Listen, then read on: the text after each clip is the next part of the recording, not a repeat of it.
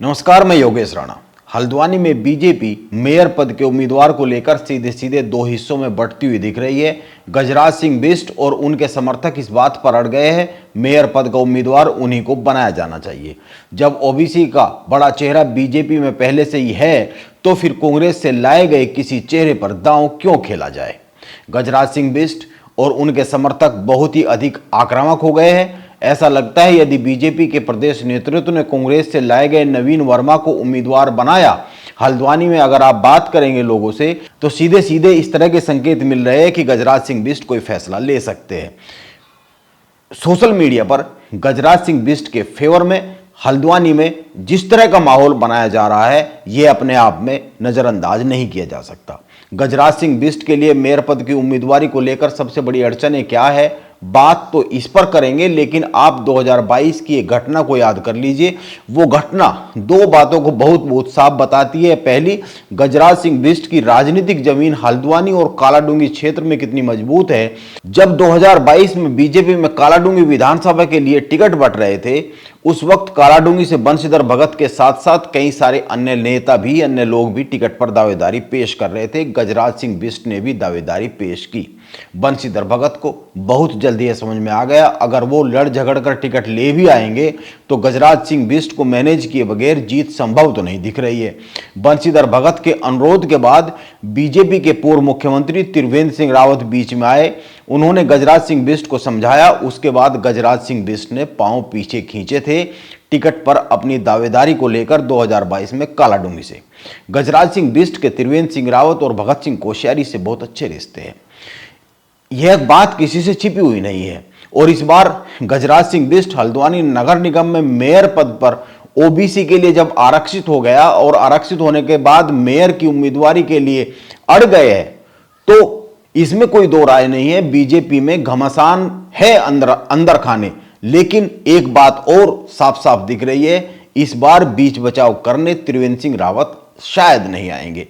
शायद क्या, यह तय ही मानिए नहीं आएंगे। त्रिवेंद्र सिंह रावत तो चाहेंगे ही कि गजराज सिंह बिष्ट को हल्द्वानी मेयर पद के लिए उम्मीदवार बीजेपी घोषित करे, आगे बढ़ाए। अब इन सब बातों के बीच में एक बड़ा सवाल यह है कि चलो मान लिया गजराज सिंह बिष्ट और उनके समर्थक आक्रामक मोड़ में है। गजराज सिंह बिष्ट मेयर पद के उम्मीदवारों की जो दौड़ है, जो बहुत सारे लोग हैं, जो 20 लोग सामने आए हैं, यह दौड़ है उम्मीदवारों की जो इसमें सबसे आगे खड़े हुए दिख रहे हैं। लेकिन क्या टिकट केवल आक्रामकता से मिल जाता है?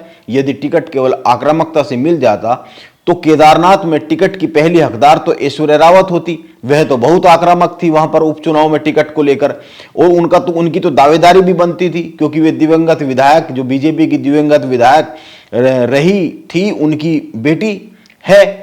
इसके बाद कुलदीप सिंह रावत का दावा होना चाहिए जो आक्रामकता के आधार पर ही देखे, और इसके बाद कर्नल सिंह कोठियाल का दावा होता। लेकिन इन तीनों को उपचुनाव में टिकट नहीं मिला। बहुत ही शांत और भीतर खाने समीकरण साधित रही आशा नोटियाल को टिकट मिला। इसीलिए हल्द्वानी में मेयर पद की उम्मीदवारी को लेकर यह जो घमासान मचा हुआ है, इसमें आखिर बीजेपी में चल क्या रहा है, इसको थोड़ा सा गहराई से समझने की जरूरत है। आप 3 बिंदुओं पर गौर कीजिए। पहली बात, मैं अपने पिछले वीडियो में भी कह चुका हूं, प्रॉपर हल्द्वानी में मुस्लिम वोटर और कांग्रेस का जो कैडर वोटर है उसका गठजोड़ बीजेपी पर भारी पड़ता है। बीजेपी कमजोर पड़ जाती है। बीजेपी निगम के चुनाव में प्रॉपर हल्द्वानी में हार जाती है। हल्द्वानी विधानसभा से विधायक भी कांग्रेस के हैं, इसीलिए विधानसभा के चुनाव में बीजेपी हारती रहती है और नगर निगम के चुनाव में बीजेपी मजबूत हो जाती है क्योंकि कालाडूंगी विधानसभा का बड़ा हिस्सा करीब 20 वार्ड और लालकुआं विधानसभा का बड़ा हिस्सा नगर निगम क्षेत्र में आता है और यह बीजेपी के क्षेत्र है। यहां से बीजेपी को बम्पर वोट मिलता है। इन दोनों विधानसभा से मिलने वाला वोट बीजेपी को जिता देता है, प्लस कर देता है। लेकिन मौजूदा समय में यदि गजराज सिंह बिष्ट को मेयर पद को लेकर उम्मीदवार बनाया जाता है तो इन दोनों ही विधानसभा से जो बीजेपी के विधायक है वो गजराज सिंह बिष्ट के विरोध में आ सकते हैं। यह बात तथ्यों के आधार पर यह बात प्रमाणित होती हुई दिखती है पिछले कुछ समय में, पिछले 2-3 दिन में जो हल्द्वानी में चलता रहा है। नवीन वर्मा की बीजेपी में ज्वाइनिंग में बड़ी भूमिका कालाडूंगी के विधायक बंशीधर भगत की रही है। यह बात सही है, वो ज्वाइनिंग के वक्त सामने नहीं आए, लेकिन बंशीधर भगत गजराज सिंह बिष्ट के राजनीतिक विरोधी है क्योंकि एक ही विधानसभा सीट पर टिकट की दोनों की दावेदारी है। यह मैं बता ही चुका हूं, 2022 में त्रिवेंद्र सिंह रावत बीच में आए थे। अगर वो बीच में नहीं आते तो गजराज सिंह बिष्ट कालाडूंगी में टिकट पर दावेदारी को लेकर अड़ गए थे, पांव पीछे ना खींचते। इसीलिए यह सीधी सी बात है, बंशीधर भगत तो नहीं चाहेंगे गजराज सिंह बिष्ट बीजेपी की ओर से मेयर पद के उम्मीदवार बने। जैसा दिख रहा है वैसे भी वो खामोश हो गए।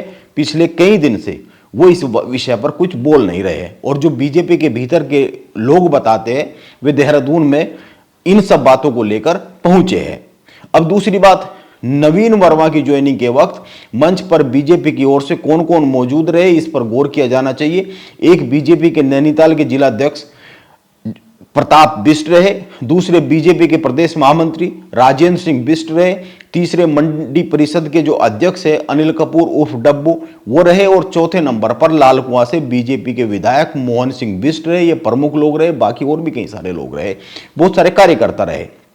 लेकिन इन चार की मौजूदगी को देखें तो यह साफ सी बात है, जब नवीन वर्मा को ज्वाइन कराया जा रहा था उससे पहले ही गजराज बिष्ट अपनी दावेदारी पेश कर चुके थे, तो नवीन वर्मा की ज्वाइनिंग टल गई थी एक दिन। उसके बाद नवीन वर्मा की ज्वाइनिंग हुई, और उस समय पे अगर ये लोग मौजूद रहे तो जाहिर सी बात है इनका जो झुकाव है वो कहीं ना कहीं नवीन वर्मा की तरफ दिखता है। क्योंकि अगर देखें नवीन वर्मा की ज्वाइनिंग को लेकर तो जो बीजेपी के जिला अध्यक्ष है उनकी मौजूदगी जरूरी हो जाती है, क्योंकि वो पद पर है, वहां पर पार्टी में जिले के मुखिया है, और प्रदेश महामंत्री की मौजूदगी भी जरूरी हो जाती है, उनको देहरादून से भेजा गया होगा। लेकिन नैनीताल जिले में बीजेपी के पास 5 विधायक है, 5 में से 4 नहीं रहे, केवल लाल कुआं के विधायक रहे, तो उनकी मौजूदगी वहां पर एक साफ साफ संदेश देती है। इसके अलावा मंडी परिषद के जो अध्यक्ष है उनकी भी मौजूदगी वहां पर कुछ साफ साफ संदेश देती है। यानी बात साफ है, लाल कुआं से विधायक मोहन सिंह बिष्ट भी गजराज सिंह के को लेकर राजनीतिक समीकरण जो है वो इन दोनों के बीच के भी उलझे हुए दिख रहे हैं मौजूदा समय में। अगर ऐसा नहीं होता तो वो नवीन वर्मा की बीजेपी में ज्वाइनिंग का विरोध करते, क्योंकि पार्टी के पास ही बीजेपी के पास ही ओबीसी का बड़ा चेहरा है गजराज सिंह बिष्ट। यानी मेयर चुनाव में जहां से बीजेपी को बढ़त मिलती है उन दोनों ही विधानसभा क्षेत्रों में बीजेपी के विधायक और गजराज सिंह बिष्ट के बीच के जो समीकरण है वो कुछ उलझे हुए दिखते हैं। यह तो बहुत ही साफ साफ दिखता है, यह तो एक साफ साफ गणित बनता दिखता है। और ये जो लोग हैं ये हल्द्वानी में बीजेपी की कोर टीम है, ये सीधी सी बात है। अगर ऐसा नहीं होता तो संगठन के पास ओबीसी का इतना बड़ा नेता होते हुए भी कांग्रेस से किसी नेता को लाने की जरूरत नहीं थी। और अगर समीकरणों को साधने के लिए, कांग्रेस को कमजोर करने के लिए भी नवीन वर्मा को लाया गया है, तो फिर उनको मेयर पद पर उम्मीदवार के तौर पर पेश करने की क्या जरूरत थी। और उन्हीं को नहीं, जो एक और अन्य लाए गए हैं उनको भी, जो मेयर की सूची है ऊपर से टॉप 3 में उनको भी दिखाया गया है। यानी गजराज सिंह बिष्ट की राह में कई बड़े पिलर खड़े हैं, यह समझा जा सकता है। एक समीकरण समझिए, कुमाऊं में बीजेपी के पास कोई बहुत बड़ा ओबीसी चेहरा नहीं है। गजराज सिंह बिष्ट एक ऐसे चेहरे हैं जो ओबीसी और राजपूत वोट को एक साथ साधते हुए दिखते हैं। अगर हल्द्वानी में ही देखें तो 22% के करीब ओबीसी वोटर है, और इसी तरीके से कुमाऊं के अन्य हिस्सों में भी आप समझ सकते हैं कि ओबीसी वोटर कितना होगा।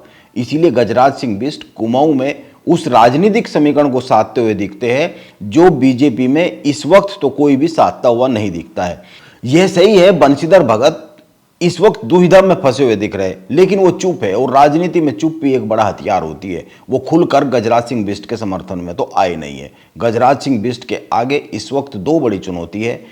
एक, मेयर पद पर अपनी दावेदारी पर बीजेपी हाईकमान से मुहर लगवाना, और अगर यह मुहर लग जाती है तो कालाडूंगी और लाल कुआं में राजनीतिक समीकरणों को साधना। एक अन्य बात ध्यान में यह भी रखना चाहिए, जो लोग हल्द्वानी में गजराज सिंह बिष्ट के पक्ष में माहौल बना रहे हैं, हकीकत में वो गजराज सिंह बिष्ट के पक्ष के साथ साथ समर्थन में कम माहौल बना रहे हैं, नवीन वर्मा के विरोध में अधिक माहौल बना रहे हैं। क्योंकि पूरा का पूरा माहौल बनाया जा रहा है भीतरी और बाहरी को लेकर।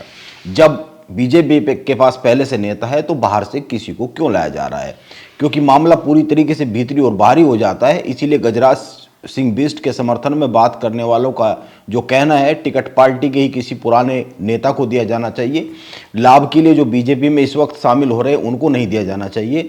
इसीलिए यह सीधी सी बात है कि बीजेपी में मेयर पद के लिए जो दावेदार है वे 20 नेता है, 20 दावेदारी खुलकर सामने आई है और इनमें पहले नंबर पर गजराज सिंह बिष्ट, दूसरे नंबर पर नवीन वर्मा और तीसरे नंबर पर मोहनगिरी गोस्वामी आते हैं। इसके बाद अन्य बहुत से लोग हैं। यानी यह जो माहौल बन गया है हल्द्वानी में भीतरी प्लस बाहरी का, इसमें से 2 लोग तो सीधे सीधे बाहर होते हुए दिख रहे हैं, नवीन वर्मा और गोस्वामी जी। अब गजराज सिंह बिष्ट की जो टिकट को लेकर, जो दावेदारी को लेकर लड़ाई है, वह लड़ाई बनती है तीसरी चौथी पंक्ति के बीजेपी के नेताओं से। अब ऐसे में बीजेपी गजराज सिंह बिष्ट को नजरअंदाज कर, यह लगता तो नहीं है कि वो बाकी जो तीसरी चौथी पंक्ति के नेता है उनको तरजीह देगी, लेकिन राजनीति में कुछ भी हो सकता है। 2-4 दिन में सामने आ ही जाने वाला है हल्द्वानी में क्या होने वाला है। देखते हैं बीजेपी हल्द्वानी की जो उधेड़ बुन है, जो फंस गई है, इससे बाहर कैसे निकलती है। लेकिन मैं अपने पिछले वीडियो में भी कहा, हल्द्वानी में बीजेपी जो फैसला लेगी, उस फैसले के असर कुमाऊं की राजनीति पर लंबे दिखेंगे और तुरंत में बीजेपी में जो प्रदेश लेवल की राजनीति है उस पर भी दिखने ही वाले हैं। नमस्कार, मैं योगेश राणा।